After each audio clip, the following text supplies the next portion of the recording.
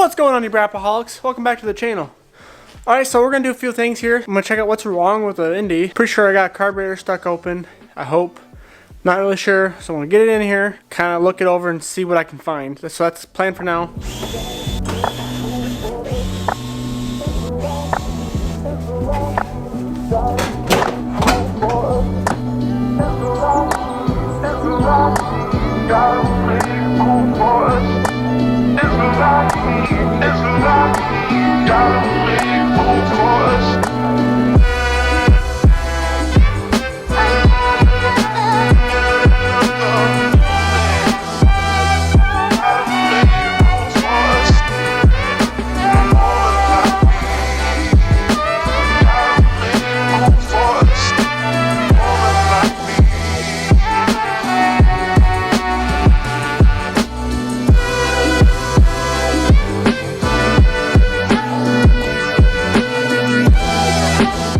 Okay, so I got all the carbs cleaned out. I took compressed air and blew out the cylinders to dry them out. So everything's just dry. So it's gonna be the first startup. It's gonna take a while until the fuel gets filled up into the bowls to carburetors. So let's just get that workout in.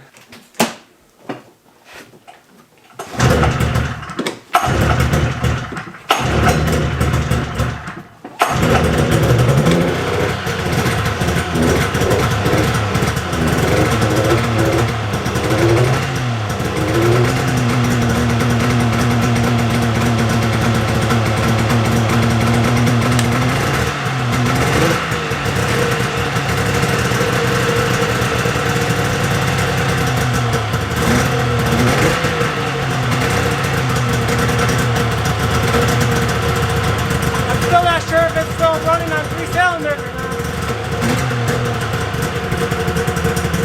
But it's idling, so maybe it is.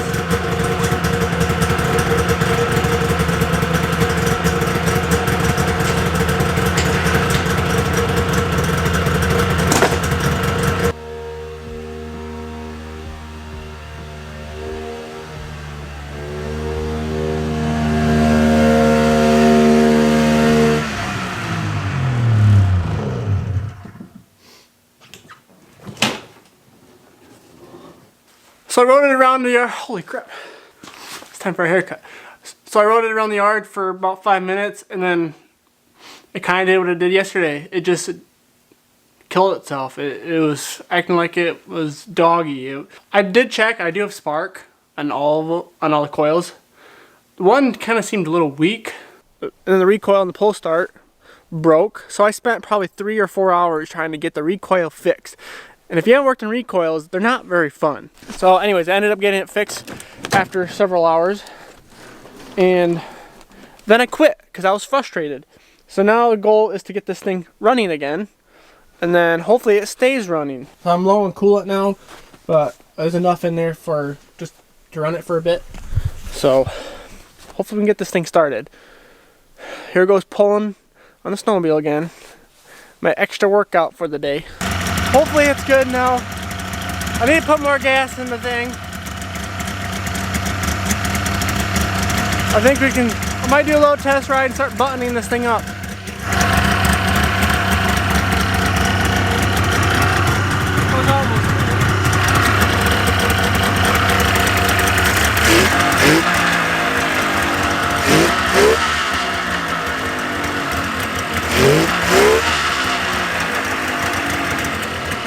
Everything's kind of frozen yet.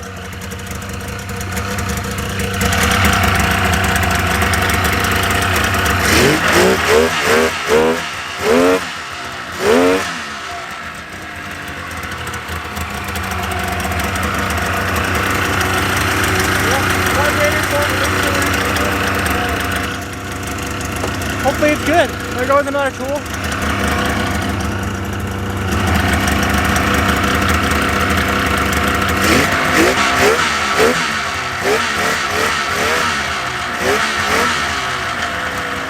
Hopefully good to go.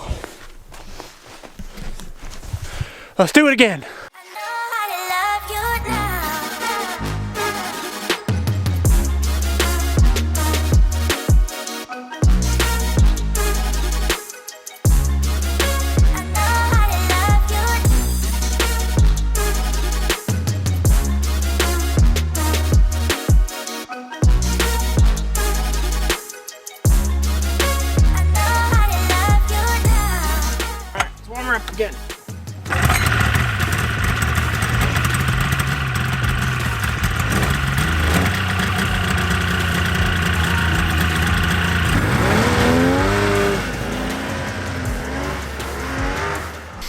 Alright, so I rode it around, kind of did the same thing. It acts like it's only running on 2 cylinders. I did a spark test on it yesterday. It did kind of seem a little weak, so I'm going to put a different spark plug in it. That cylinder's probably flooded now. If I can get it started, I'll drive it back here, we'll tear it apart and make sure that that one carburetor's cleaned. This one's easy to get to. This is the carburetor I thought was the issue last time, so we'll tear it apart again. Hope we can fix this weird problem. I'm starting to get pissed off, to be honest. It was running great until I tipped it. Luckily, I'm at home and not in the middle of the field like last time. Except this time I couldn't make it to the garage. Alright, so there we go. In the driveway. This is the issue. This either this spark plug or this carburetor. Or maybe even both. I really just need to get new spark plugs for it and start over. So I know how old they are. Well, I took it out and it's dry looking. It's not like it's flooded. I'll put this other one in and see if it makes a difference. And maybe it's not this one, but it kind of acts like it's this cylinder. Otherwise, I don't know what the issue is. Well, I think I probably found the main issue of why it's running like dog poop. I really gotta choke it and kind of put it on the throttle to even get the start. I ran an entire tank of gas to a snowmobile.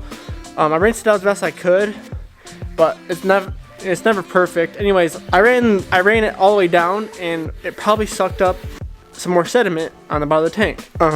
So I just checked the fuel filter and it was pretty dirty. And then I checked the shutoff valve. I don't know if you can see that. It's completely full of crap. And the shutoff valve is before the fuel filter. So it's kind of a stupid spot to put this valve, but I'm gonna clean this out and then I'm gonna bypass the fuel filter because I don't have one right now. And we'll see if it runs any better. And if that's the case, just a simple fuel filter. Yeah, that's pretty bad. So that is just gunk or whatever. Not good. I'm surprised the fuel was even going through that. See what happens when I blow it out. Woo! That was plugged up.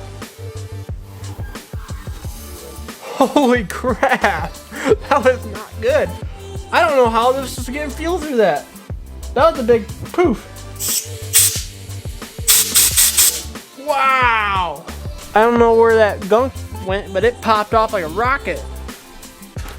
Alright, I actually do have some line here I can use to bypass the fuel filter for now. If I can find it. I threw it away. What the heck? I just put it in here. Alright, so I just put this line on, but just bypassing the fuel filter. Not going to leave it like this, don't you worry. Just want to see if this was the issue. Just make sure everything's out of the way. So I'm going to pull this and see what happens when the gas goes through.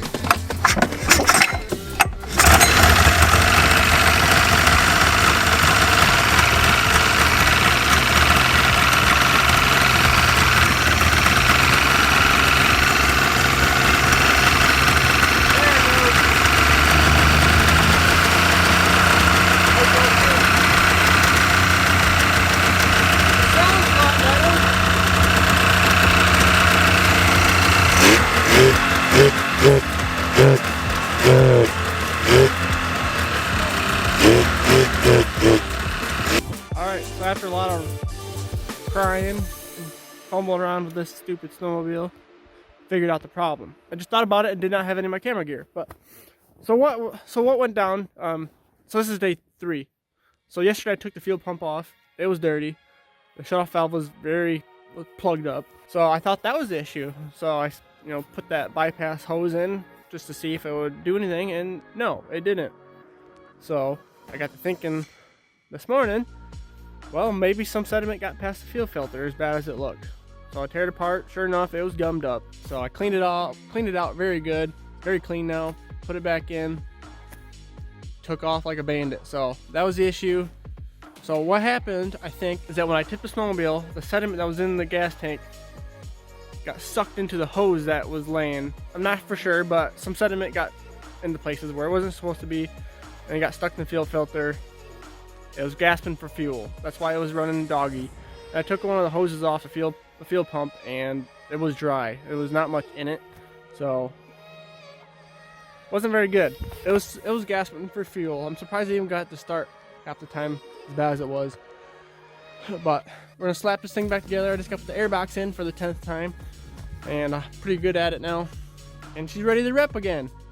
Hopefully that's the last thing. I gotta get a fuel filter for it still. I'm gonna get new plugs just because I don't know how old the plugs are, and it's just gonna be a lot better for it. All right, guys. So I've been slowly going at the snowmobile, trying to figure out what's wrong with it. I'm just pretty much going through and cleaning it out again. I'm finding a lot of sediment in the gas tank still, so I tore it all apart, and it needed flushed out again. This time I actually power washed the inside because the gasoline just was not getting, it just wasn't swishing it around enough. And the old hose that went down in there was actually still in there. I thought I got it all out.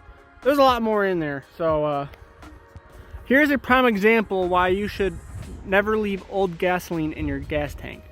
This is the old gas line, and this is more of it that I got out. This just literally disintegrated in that old gas. So I kept sucking these chunks up, and it was giving me bad problems. So now it's flushed out. It's very clean now.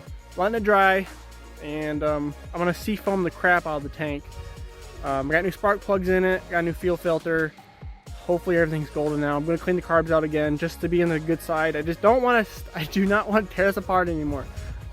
Tore it apart way too many times. So once I get it all put back together, hopefully it works, and I'll let you guys know. Alright, so I got the gas tank kind of draining.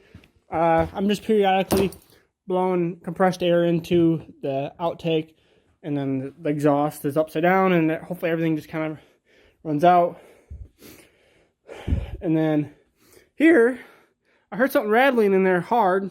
I was wondering, maybe there's actually a little strainer filter thing in there. Well, sure enough, I cleaned it up. I'm gonna put it on my new line here. That's definitely gonna stop any more sediment, big sediment going through, if there is still some in there, which there probably is. So that's awesome. Hopefully this is the last time this is gonna happen. And now I'm gonna tear into the carburetors again. Luckily, I've done it so many times. I have a good system now. Like I said, I'm not gonna go through this again. If you're interested in these carburetors, check out one of my other videos.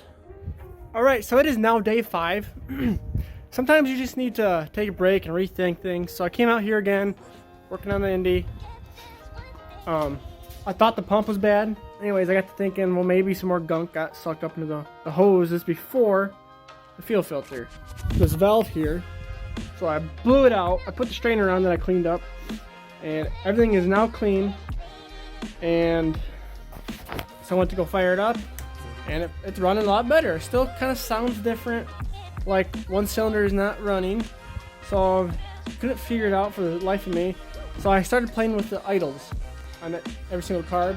So I started with this one and worked my way out, and the one on the end, when you turn the idle, did not do anything. So I kind of got to looking, and just from fumbling with these so much, I just did not do a good enough job making sure the carburetors were tightened up. What I noticed is that the choke cable was loose. It was actually up. One carburetor was choke all the time, and then the throttle cable going down was actually loose too. So I did actually have some top end when I gave it to her, but it did not have any low end. It's because it was choked when it was idling, and the throttle just wasn't good. So I adjusted it.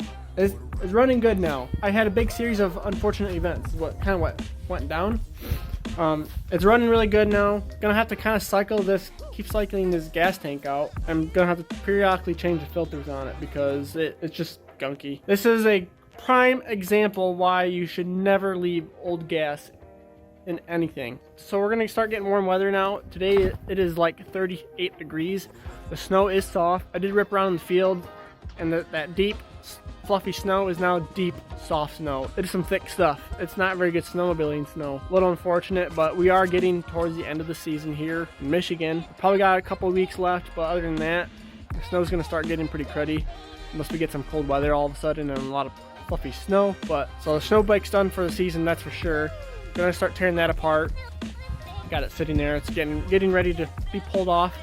I'll put the back tire on.